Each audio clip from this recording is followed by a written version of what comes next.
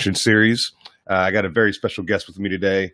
A gentleman coming from his upstate area. He's a Republican candidate for the New York State Assembly, 122nd District. And I'll let him introduce himself and kind of give you a little bit of background on who he is, and then we'll get started from there.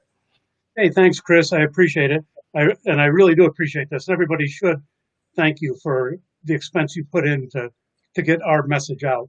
We got to turn New York red. I'm in upstate New York. The 122nd District is enormous. Just some background, every assembly district in New York State is about 128,000 people.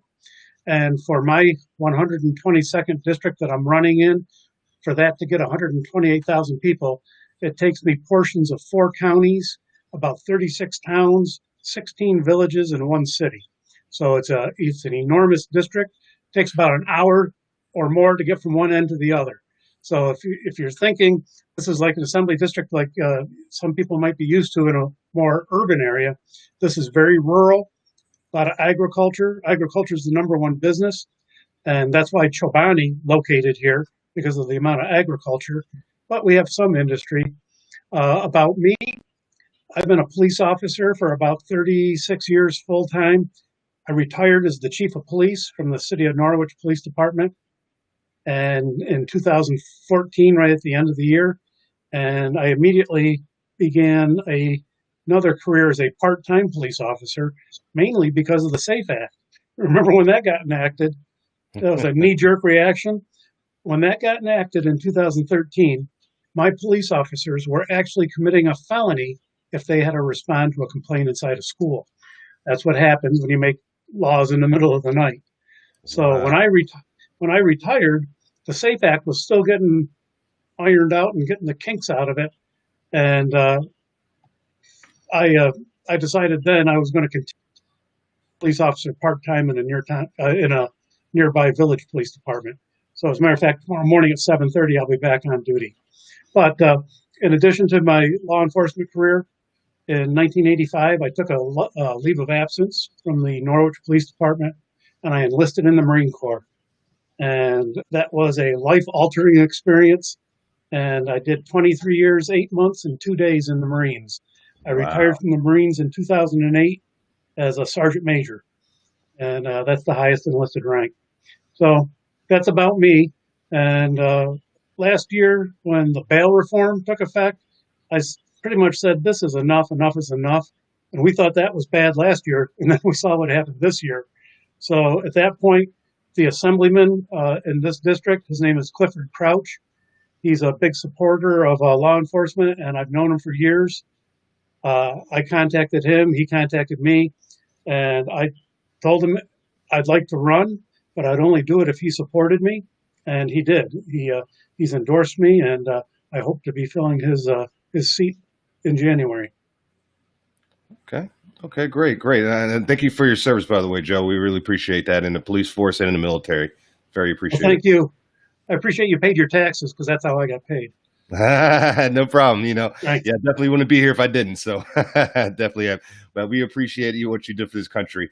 But let me ask you, how many deployments did you have in the Marine Corps? You mentioned you had the one in '85. Was there other ones later on throughout your time serving?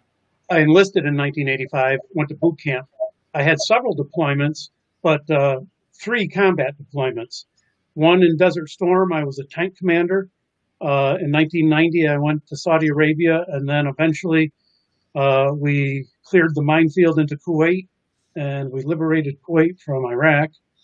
I did a couple of easy deployments to like Norway, Thailand, Japan, but then I went back in 2003 for the initial invasion after the World Trade Center went down. And my last tour was in 2005. I went back to Iraq as a mentor for the Iraqi army, meaning I embedded right with them. I lived with them and trained them and went out on patrols with them. Wow.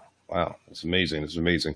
Yeah, we need a lot more patriots, in my opinion, running for office right now, because, the people we have in there, I'd rather have somebody like yourself somewhere in Congress right now than we have a lot of people who have no background whatsoever and really anything to do with the country. Something like AOC, for example, just kind of find a way to kind of fall in place where she's located. And she doesn't really have any love for the country, and hasn't really done anything to really serve the country throughout her life. So I think that's an important part of really helping turn the New York red, is what I keep talking about, is just getting people that really love the country, love the city, love the state, and get them in office and see what we can do. Right. I appreciate that. The scary thing about the young lady you just mentioned, she got enough votes to get into office. She beat an incumbent. And here's what scares me. I won a 4-way primary in June, and that same June 23rd primary that went on all over the state, there were 7 incumbent Democrats in New York City who were primaried and lost to Democrat socialists. I'm actually going to be, if I win this election, I'm going to be sitting in the same legislative body as socialists. And it's scary. I can't believe this. Everything that we know about and everything that we were taught that is right and good is somehow upside down now. And I don't know where this started.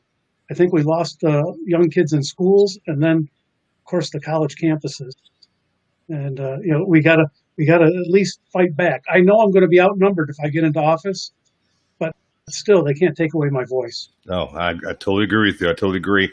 And like you said, I totally agree with you as well. Where saying like everything seems upside down, like Christianity is bad, and traditional family values are bad, and saying Merry Christmas is bad. I mean, it's just things that, I'm 36 years old. I mean, I grew up in this country in the 80s and the 90s, as a child, and I never would have figured like it would change how much it had from back then to now. Like if people would have told me in 95, 96 that, a lot of things that we see here in New York City with like all these radical socialists, the things they say, how they act, burning down buildings, rioting, looting, in the name of, justice. And it's just, I wouldn't have never imagined it, because America had such strong values, and it still does. And it just amazes me how, like, and I agree. I think it's the education system that has a big part to do with it. Kids are getting indoctrinated at a young age because it's ran by liberals, pretty much education system in this country. And that's why you see when you go to college campuses, it's so radicalized on college campuses. It's kind of scary. Like, there's supposed to be the place for freedom of speech is college campuses. And that's like the last place for freedom of speech nowadays, it seems. There was a huge case about that right up here at Binghamton University. Some young conservative Republican club set up a table, and the campus police had to come and basically order them to stop because they were getting ready to start a riot just by their presence.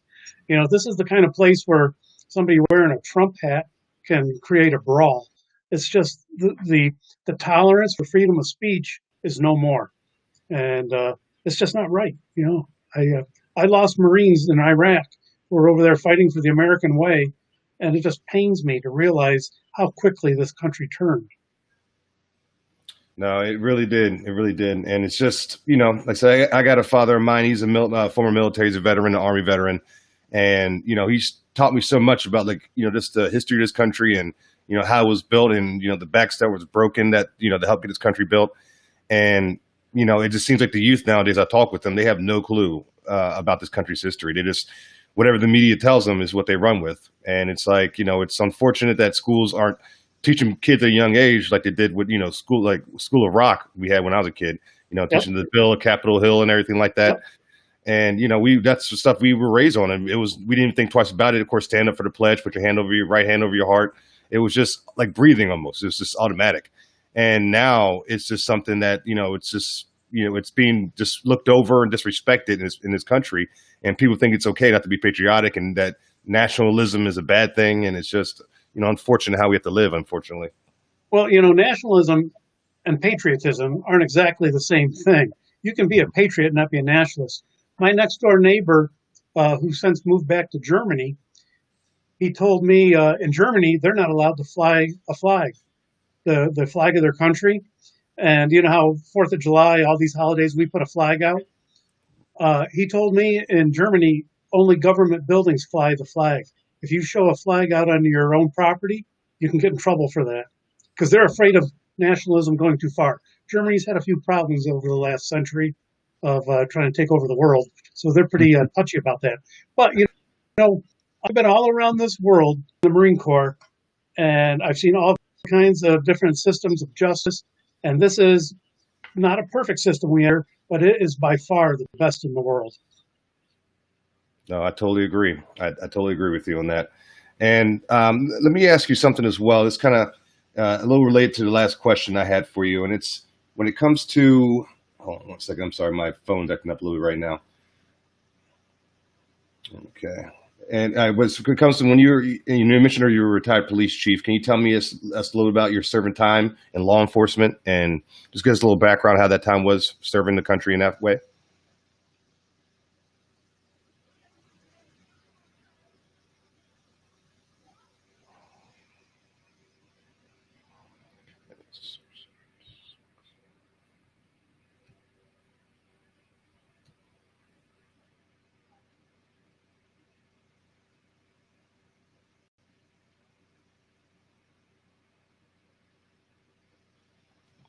I'm sorry, Joe. I think we got a little reception issue here.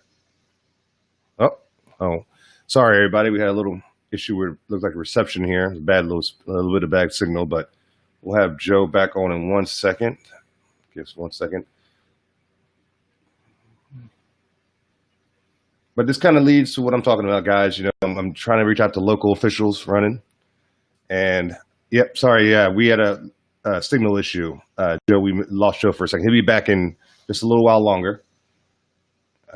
Sorry about that. But what me and Joe were speaking about, how here in New York City we're having issues where local officials like here are just the radical left mainly have taken over a lot of political positions in the country, and it's even the moderates here can't take back the position that they've been taking over. So the moderate Democrats here have pretty much let the radical left in, and now they're taking over the whole state pretty much. And if you see the recent elections, you see the moderate Democrats are putting candidates against these radicals. Like AOC had a Democratic moderate candidate run against her, and she got blew out.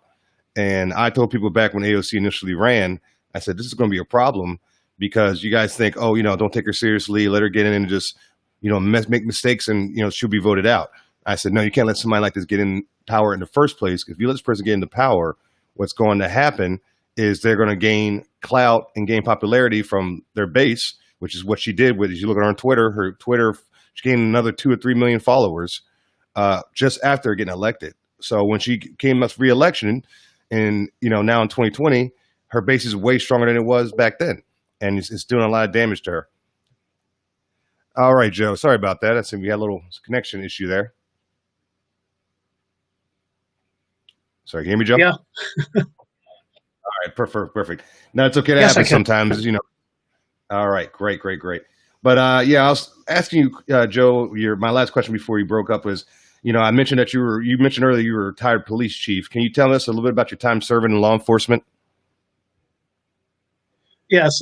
I started in 1981 as a city police officer on patrol, went up through the ranks, and in 1996 was appointed chief. And I was the police chief for about 2 decades, 20 years, till 2014. When I first started in 1981, there was the Black Liberation Army declared war on law enforcement. And if people down in the New York City area may remember, in Westchester County, in Nanuet, New York, there was a Brinks truck robbery. They killed 2 policemen and a Brinks driver. That was like in my first 6 months on the job. My parents were a nervous wreck, and I thought that was as bad as it was going to be. In law enforcement and society as a whole, the pendulum swings back and forth, but I've never seen it swing this far left, ever. So this is uncharted territory for all of us. Last year with bail reform, that was sort of the impetus for me to do something. I don't plan on being a career politician. I've already had a good solid career in law enforcement and in the Marines, but enough is enough, and that's why I am running to have a upstate rural conservative voice heard, even though I know I'm going to get outvoted. I've never seen anything like this, Chris. Yeah, it's scary. It's scary to watch. Like I said, with everything that's going on in the last year and a half with bail reform, and these, the rioting, the looting, the murders up. The crime rate in general is up over 600%. Has gone up here in Brooklyn alone. And, there's a 1-year-old little boy got shot the other day. Innocent life, man. And it was just like and it doesn't make any sense. They're claiming it's the name for, anti-fascism or Black Lives Matter or George Floyd. But, it doesn't make any sense when you're burning down buildings, killing people and committing crimes to, get your point across, and it's never going to get anything resolved doing that way. It's only going to make the situation a lot worse.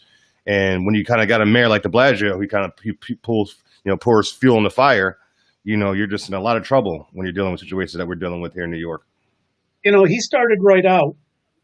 When he got elected, he started out with the little crimes didn't matter, disorderly conduct, urination, graffiti.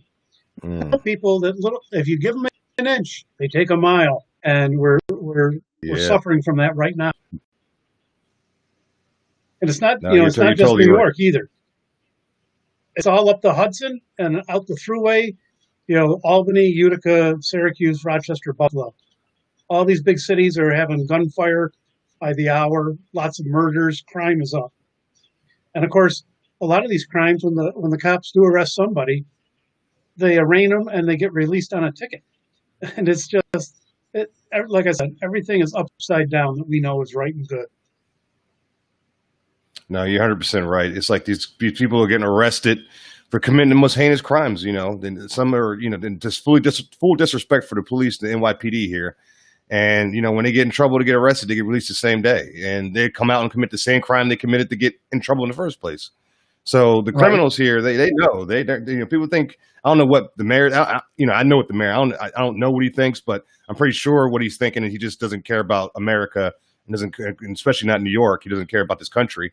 So he acts the way he does. But I just, I see the stuff that he does, and when this, the laws that he passes here, it's just like it's just making things worse day by day. It's like this is the most, and a lot of New Yorkers tell me he's the most difficult mayor that they've dealt with, and our New Yorkers have been here for 40, 50 years, and they're telling me like they haven't seen nothing like this. So that's what's kind of scary to me, because I've only been here for 7 years myself. So to be here for 7 years and people telling me that have been here for almost a lifetime are like, this is the worst that they've seen when it comes to governing that they've seen. I don't know. I don't know how he got elected in the first place. That to me just blows my mind. But that's just, and he's got 2 more years to go.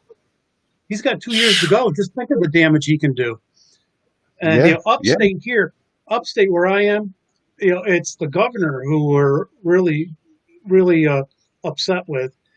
Right now the legislature should be taking back his executive power, but they don't want to, because it sort of absolves them of any wrongdoing. So they can't, we didn't do it, is what they're going to say.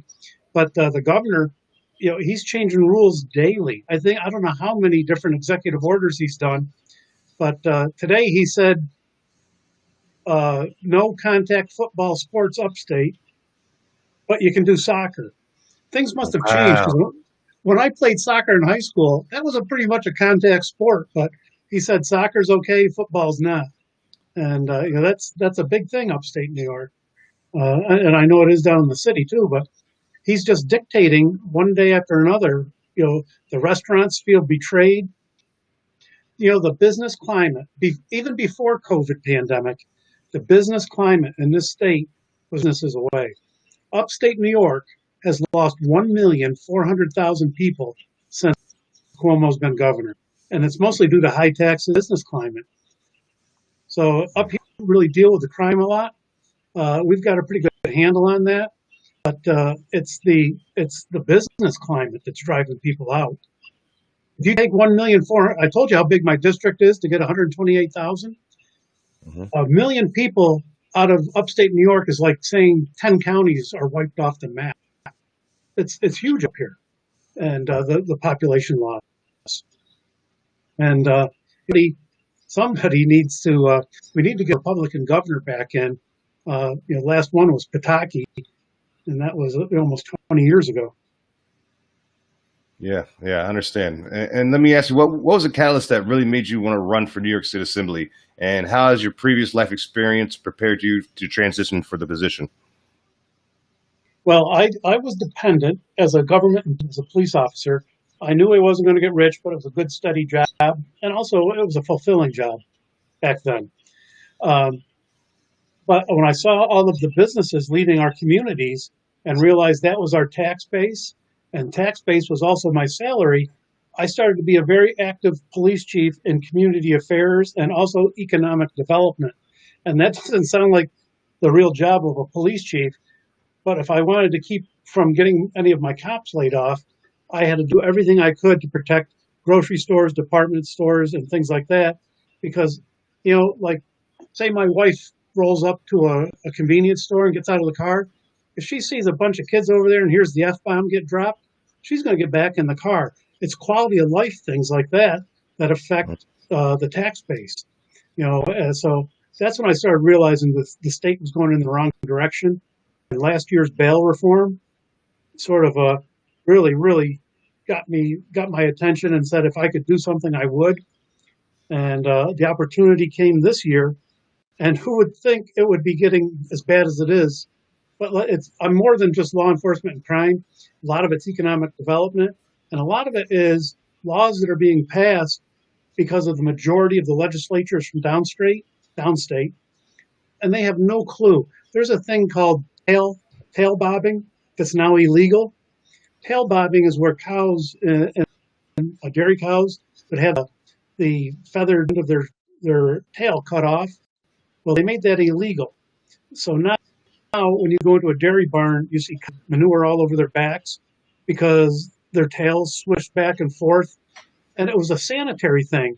But people downstate thought it was cruelty to animals. And so I think it was in 2018, bobbing of cow tails ended. So that probably means nothing if you're down in Brooklyn. But if you're a farmer up here and you're walking through the barn, 80 tails switching back and forth, you're getting covered with splashes of manure. And that's a quality of life thing. And one of the biggest quality of life things that they did up here was the SAFE Act. Up here on patrol, if I call for help, I can have a patrol car there maybe 5 minutes. But there's been times I needed help and they were 12 to 15 minutes out. And a lot can happen in 12 to 15 minutes when, you're wrestling with somebody. And it's not uncommon up here. And it's happened to me already once. A civilian has come to help me. And because they know the cop outnumbered if they want. Luckily, crime is pretty low up here, but mental illness is not. That's the same everywhere. And if you're dealing with somebody who's mentally ill, you need help. And sometimes you can wait up to a half hour to get another officer. I know in New York City, they have the luxury of cops on every block. Well, we just don't have that up here. We depend on the citizenry. And the SAFE Act up here has done nothing to inhibit crime. All it has done is penalize law-abiding hunters and target shooters and sportsmen. And New York City, that same law is in effect in New York City. Look at all the shootings you have. I joked, I saw an NYPD security video of a guy shooting somebody else with a pistol.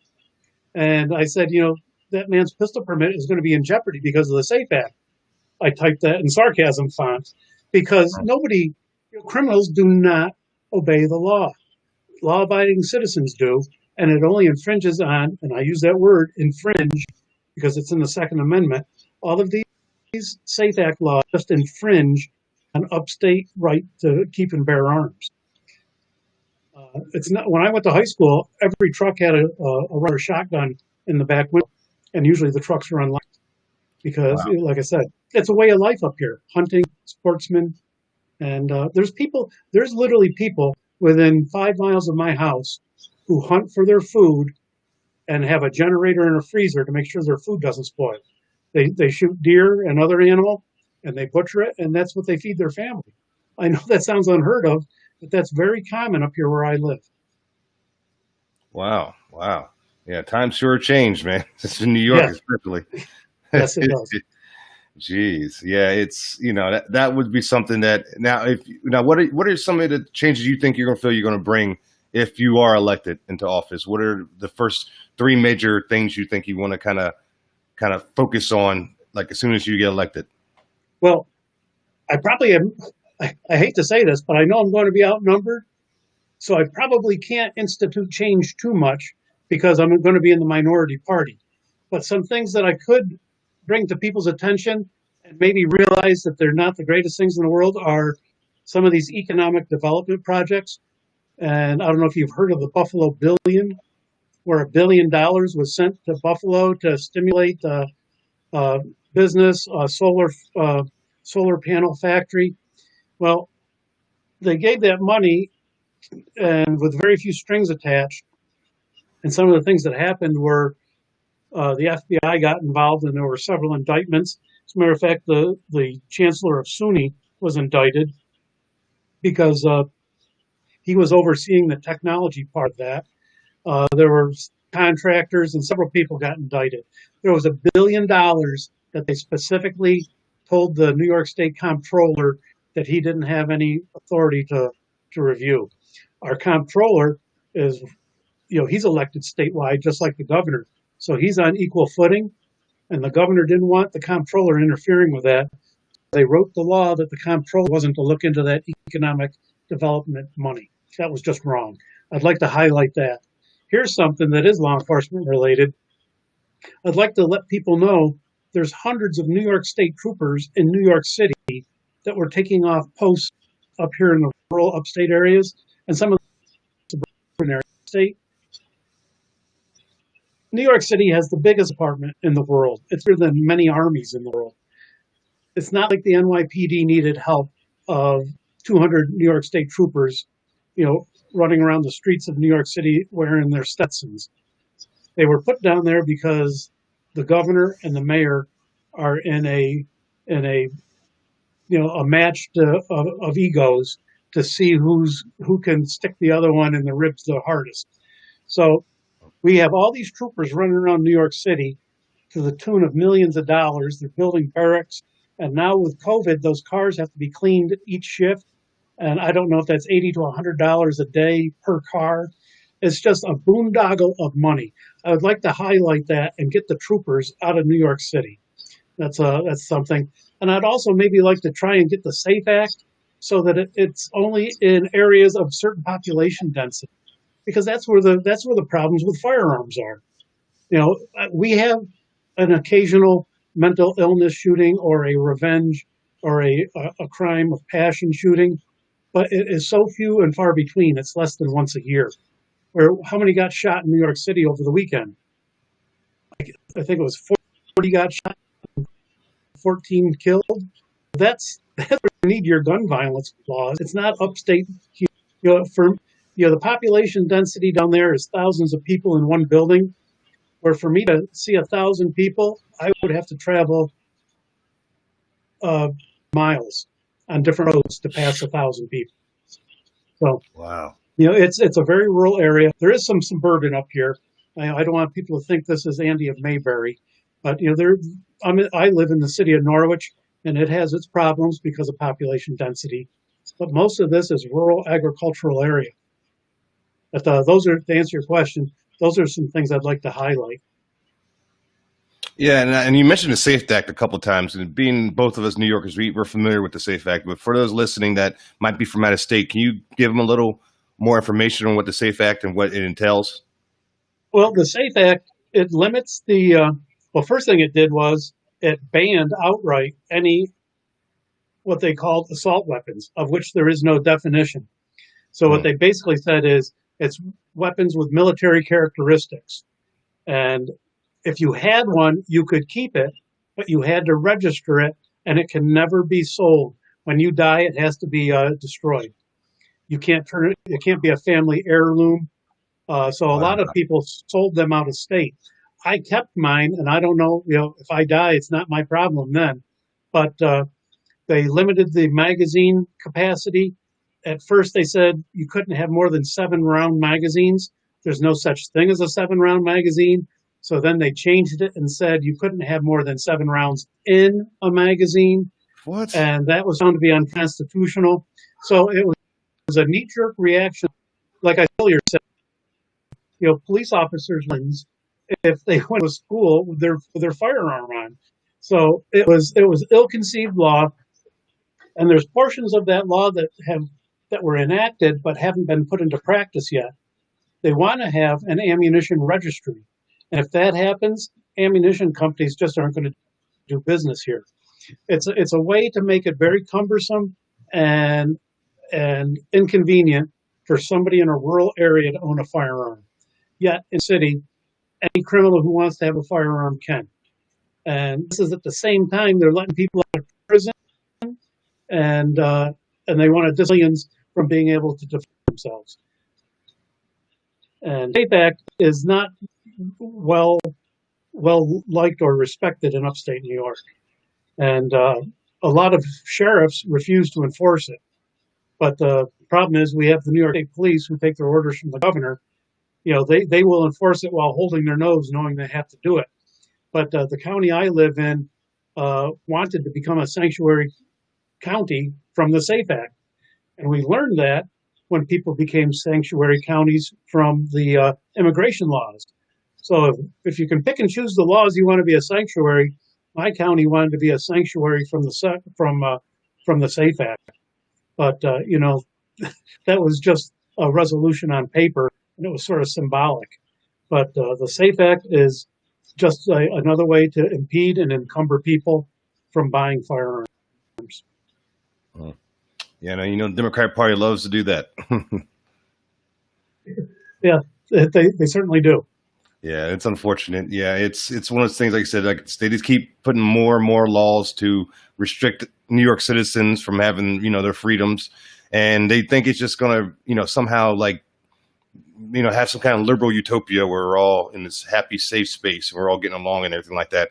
But, you know, being here in the city, I know firsthand that when these laws get passed, the first people to know about them are usually criminals. Like they know fairly quickly when, you know, they get their benefits because you see by their actions.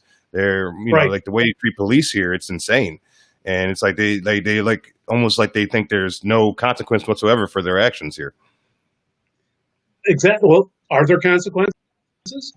There are no trials. The judges, and you know, now they're talking about doing away with the grand jury. And if the grand juries go away, the next thing to go away will be the district attorneys. If they want to do away with police, why do you need a prosecutor? And upstate New York, one of the things that we have up here is the town justice system, where anybody can run for office and become a town judge, no law degree required. And they met out justice sort of a small town in a fashion. The New York State Office of Court Administration hates that judge system. They want to do away with it, and they only want to have professional lawyers on the bench. And that just sounds like a way to get more lawyers on the public payroll. That's what it sounds like to me, and a lot more manipulation as well. I do want to.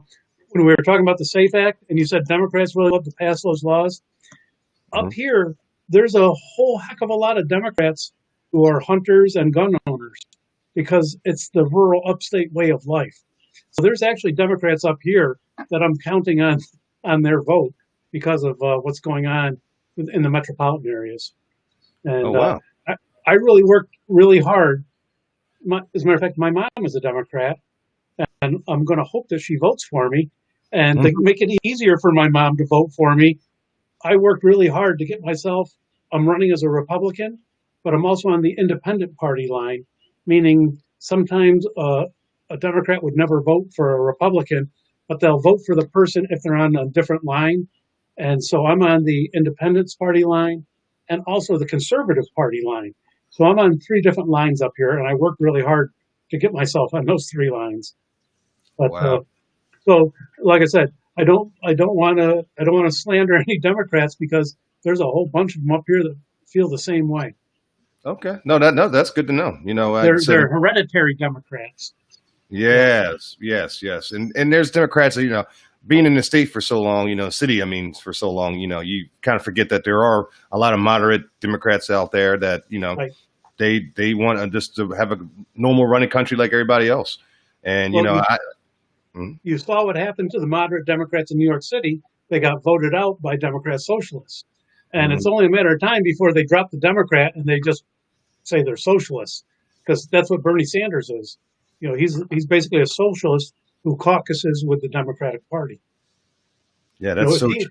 Had he been nominated to the presidency, he wasn't even the Democrats were going to nominate somebody who wasn't even in their party, and people forget about that. Yeah, yeah, and he's pure. I mean, socialist. What Bernie is, man. Like the guy went for the freaking Soviet Union for his honeymoon. So I mean, that says it all right there. Yeah, yeah. I'm glad you said that. People forget that, or people don't even know that happened. Yeah, no, people. It was really amazing how he almost snuck his way into the presidency the way he did. I mean, and you said all these, but there are a lot of people that are radical leftists who are now in Congress, who are socialist leftists, whatever you want to call them, who are now in Congress, and they're big fans of Bernie, and they're pushing like his message even further along. And now they're seeing here in New York City, like I know they ran a moderate Democrat against AOC this last election and the primaries, and she got AOC destroyed her, when it came Right. to the vote. Yeah. And I was telling people back in 2018 when she initially ran, and they were kind of like doing the whole let her win, she'll embarrass herself, and then she'll get voted out. I'm like, that's not how it's going to work. Like she's pushing that radical leftist socialist agenda, where there's people out there that want to hear that. And she also has a base already. Like if you look at her on social media, Twitter, she already had like 500,000 people. Now she has 3 million. So Right. it's like you can't see that much growth in your base and expect that not to be something that's going to come back to haunt you eventually. And it's kind of look like it's kind of doing that with the moderate Democrats now. That's why I'm kind of looking at their party. I'm like, are you guys going to be able to save your own party? There was a Democratic New York City councilman in Manhattan who suggested that maybe graffiti is bad, and he had to walk back that and apologize for saying that people shouldn't be spraying graffiti, and because so many people went after him. So hopefully, that socialism doesn't stay. There's a lot of people leaving New York City, moving up here. Right now, it's a seller's market, upstate New York, and a lot of the people who are fleeing New York City are the more moderate or conservative people, and they're coming up here, and or leaving New York State. But right now, the realtors are selling real estate. I could sell my house right now for more than I paid for it, Oh, and wow. and I'd probably be somebody from downstate. Wow, that's interesting because I'm doing a little bit of real estate myself right now, and the market here is just it's very intense right now. That's going on in the city. People that could have got a certain amount for the money before February or can get nowhere near that now. Right. And yeah, so So, it's just are you familiar with the rent control and stabilization laws in New York City? Because yeah, right now, that has something to do with the saturation rate and the availability of apartments. And right now, that law is in jeopardy down there because the saturation of available of apartments is going to drop to a level that may make that law null and void. No one ever thought that New York City would have that many vacancies, so many people have left New York City that the rent stabilization law is in jeopardy. I don't know. I'm from upstate. I'm trying to keep track of all kinds of state law issues, and that was one of them. That's an unintended consequence of people leaving New York City. People who are poor and need that rent stabilization may not have it. wow. See, and like people don't realize how people in New York are getting affected. I went to a rally a couple of days ago in Queens, and there's a lot of Asian community over there in Queens, and they were out there rallying, and a lot of them were complaining about that. A lot of them are landlords, so they had a lot of issues that they were dealing with, and that was one of their big complaints. And they were coming out there showing support for the country, showing support for the president, because they felt like their local government's just been screwing them over. So they're like, why take the risk of keep voting Democrat if it's voting for the left? If that's going to get us where we're at now. Right. It's strange times indeed. Who would think? And it's been such a short amount of time. And I believe it all started, when Bernie ran against Hillary. Thank God Hillary is the way she is because she took care of him and got him out of the picture. But who would think that their hatred for the current president has turned into hatred for the country? And it's craziness. Yeah, I totally agree. It's like you said, everything's gone upside down. It's it's like people talk about the joke, the TDS, Trump derangement syndrome, and all that. But I think it's a real mental disorder at this point because I've seen people like just lose their entire mind just by hearing Trump's name. Yeah, So that's what I said. Just somebody wearing a Trump hat or a MAGA hat can create a near riot in some places. But yeah, and it's kind of crazy to me because to be honest with you, for me personally, my personal life, like who I remember when it comes to presidents, he's done more for the country than any president I've seen in my lifetime. So it's just Uh, amazing to me. and you can rattle off all the accomplishments. Who would? Do you remember when he moved the Israeli embassy to Jerusalem, and Hmm. that was going to create a nuclear war over there? Nothing. People have forgotten all about it. And in the Democratic National Convention, there was somebody had a computer that recorded all of the speeches, and they broke down it word by word. The word impeachment mentioned once. And Wow. how many times did we hear impeach 45 and all the craziness about? And that was a failed attempt to get rid of our president. It really was. If I say one good thing about the whole situation with that, it's woke up a lot of Americans up to the fake news and, also the lies that a lot of politicians will make just to get votes or try to make their opponent look bad. So, I noticed a lot of people that were on the left were telling me, hey, Chris, I'm not necessarily saying I'm going to be Republican or conservative, but I'm not voting Democrat. I'm leaving the party for now.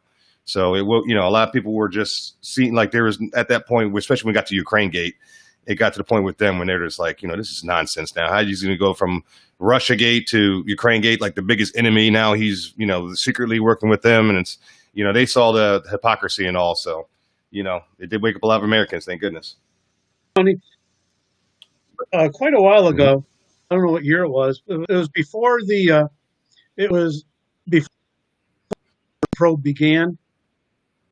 FBI director had just been fired, and he said that I was with a bunch of cops and we were watching the news, and he said something like, "I have that information, and I'll try and think of a way. I'll try and figure out a way to get it to you." He was talking, at the press, to a reporter, and we all looked at each other and said, "He's the person leaking information." And later on, we found out that was true. That he was Mhm. paying a New York Times reporter, I think, or a city journalist, that he was paying to funnel information. There's your leak.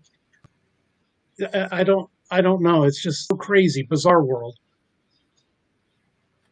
Yeah, and it really is. And we spoke a little bit about the media's hand in it all. And I see that you are a writer for a local newspaper, the Evening Sun. Can you tell us a little more about that?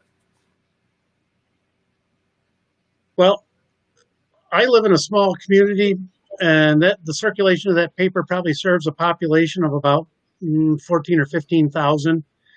And even our big newspapers around here, like the Syracuse Herald, that only publishes 3 days a week.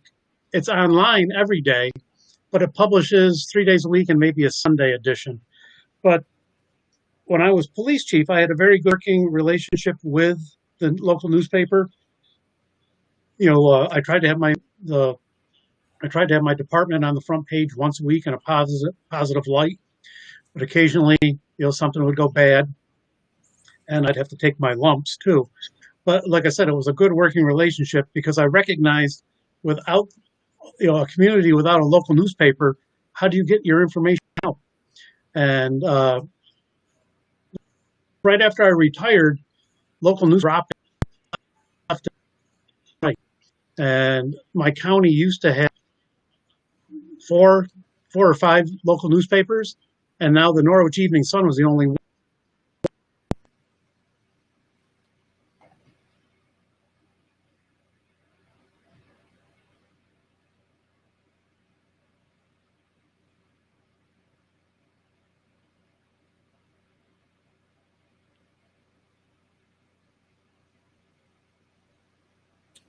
Oh, hold on 1 second. We got a little connection issue, guys. Sorry about that.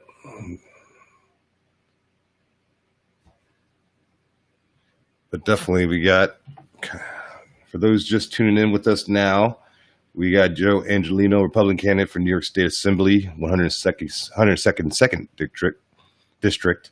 Apologize for that. And we're having a little service issue right now, but we were speaking on a lot of issues that are affecting New Yorkers. We were pretty much saying with the bail reform and the care, just a lot of different things that the Democrats here, the socialist Democrats here, or whatever you want to call them, causing a lot of issues here when it comes to the crime rate, to the murder rate, you know, drug issues. There's a lot of things going on. But we got Joe back here. Hey, Joe. Sorry. So anyway, that was I did voluntarily for a while, but then I realized there were reporters and employees of the newspaper. I should probably take some money. So I basically got a pittance and a free subscription for writing a weekly column. But I did that mainly because small communities would be lost without a newspaper. And it was pretty unbiased. And there's something to be said about being in a small community and seeing the people who actually write the stories and the reporters who go out and get the news. But I think small town newspapers are probably soon going to be a thing of the past. But I tried to do my part. No, nothing wrong with that, and it goes a long way. It's like small local newspapers, grassroots, alternative news. Like, I'm a big fan of all of that, the people, because I'm a big fan of people getting the information out there to the rest of the people. Like, we got to help each other out as citizens, you know what I mean? And not so much trust on establishment news to get our information. So, I think, in a rural area, we really depend on the newspaper. It's daily news. And because, we don't have, our nearest TV station is 45 miles away. Oh, wow. And so, so that's a normal signal for something down in New York City. But up here, it's pretty rural. And so we really count on that daily paper. Oh, no, I don't blame you. I see why. That makes perfect sense. Yeah, so that's pretty cool. That's pretty cool. Let me ask you something, Joe.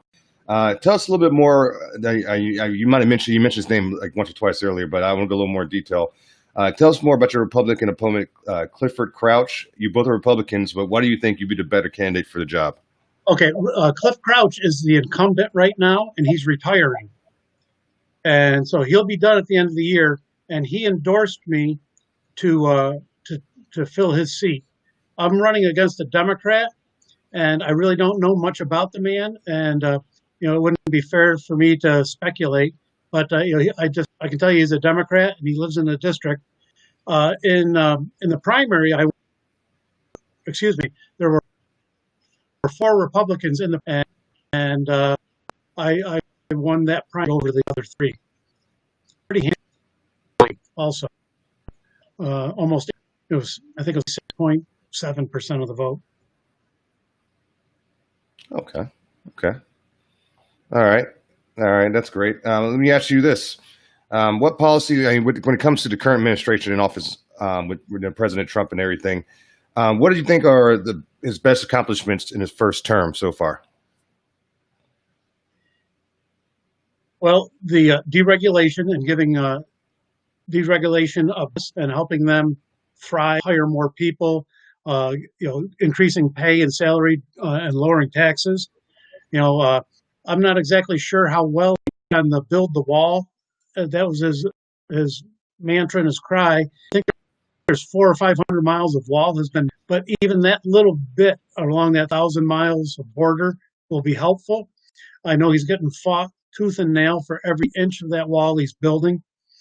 He had disappeared, but hopefully you can still hear me.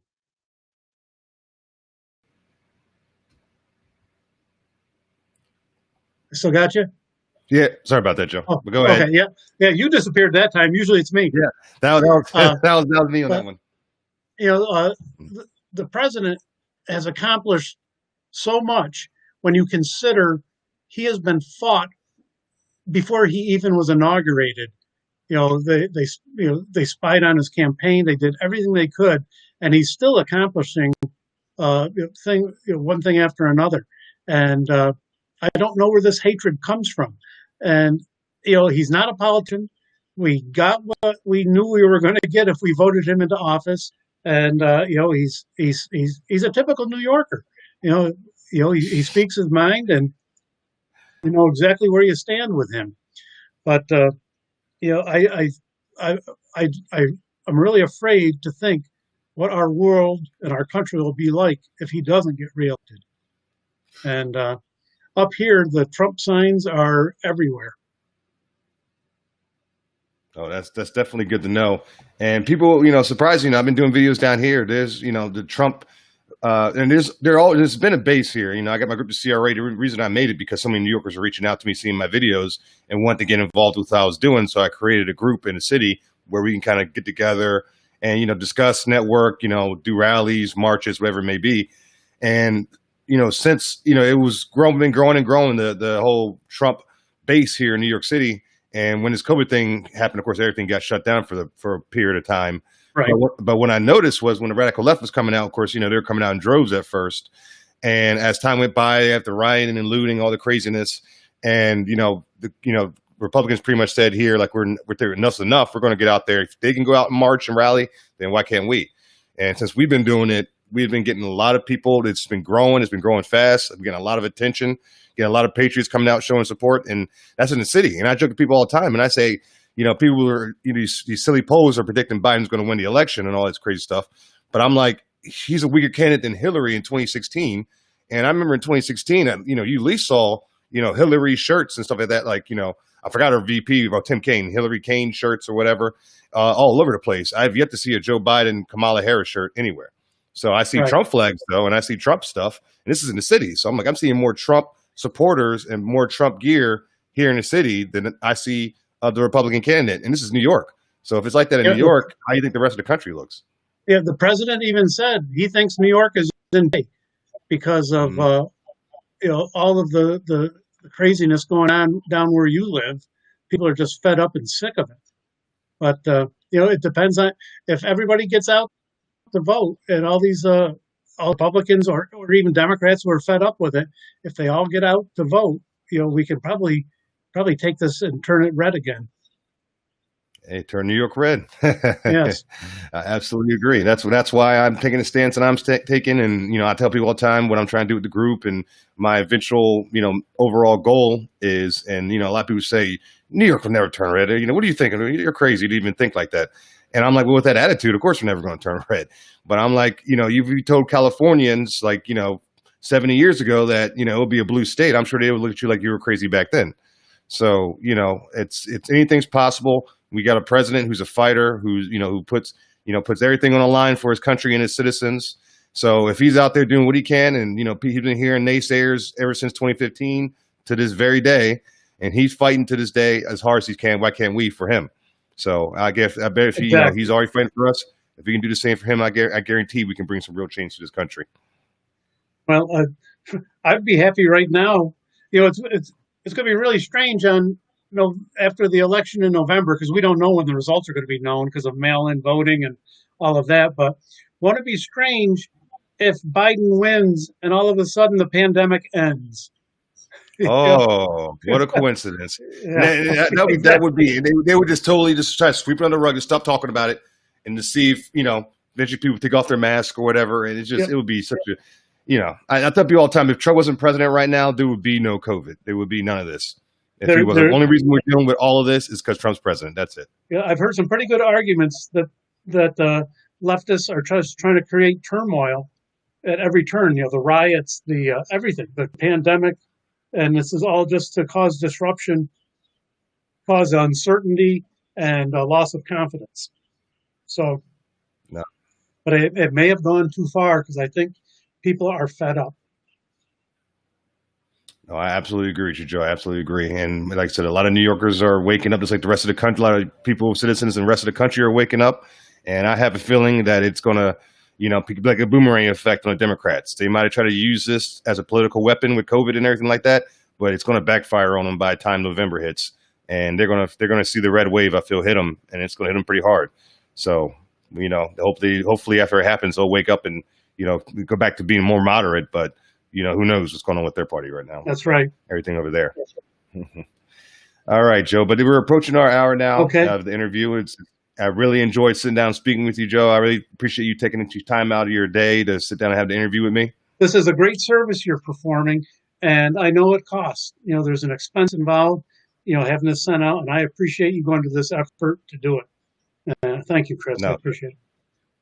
No problem. I appreciate your support. And, I said, always got to love this country. Like I said, my dad taught me to love this country at a very young age. And I never thought I would have to question that, not me personally question, but people are questioning, how great this country is nowadays. And I never thought I would see that in my lifetime, but This now that it's nation, here, I'm not going to back down the this fight. this nation has always been a force for good anywhere in the world, and I'm proud of an American, and I'm proud of my lifetime. And like I said, I've already had one career. I don't plan on being, if I get elected, I'm not going to be there for another one. I'm going to be up there to try and make a difference. And I'd love to be in office long enough to see a Republican governor come into office. Oh, that would be great. Another Giuliani would be amazing for New York right now, in my opinion. But that was mayor, but still, Yeah. Anything along those lines, just coming into office and that level would be amazing right now. Well, good luck to you down there with the situation with your mayor. I used to go down to New York City once or twice a year. I have no desire to go there any longer. Oh no, trust me. I don't know if you've been recently, but if you wouldn't even recognize New York City if you came here. It's just been. It looks like Skid Row. It's just disgusting what's happening to New York. I was down there into New York City when de Blasio was mayor, and it was for a law enforcement officer's funeral, and it was sad, very sad. And I don't think the mayor even showed up, probably because he knew he wasn't welcome there. I know the cops down there were turning their back whenever he showed up. But I'll tell you that Sergeants Benevolent Association of the NYPD, if you don't follow them on Twitter, you should. I think it's PA, New York PD, or find the Sergeants Benevolent Association on Twitter. Those people are fed up with the mayor and the lawlessness. Yeah, I just typed that down myself. I'm going to definitely check them out. I've been reaching out to our NYPD here, our local, our fellow patriots in the police force. I went to the Back to Blue rally recently, and we definitely support the police with the CRA. We definitely back the blue here. All right, well, Joe, thank you, but Chris. I really appreciate it again. And one more thing though, Joe, before you leave, Yep. if you could, hold on one second. I'm sorry. If you could get involved in, if you could tell, people that are interested in supporting your campaign and what you're doing, how they can reach out to you and get in touch with you, that'd be appreciated. Okay, it is Angelino for Assembly.com. There's Angelino for Assembly.com.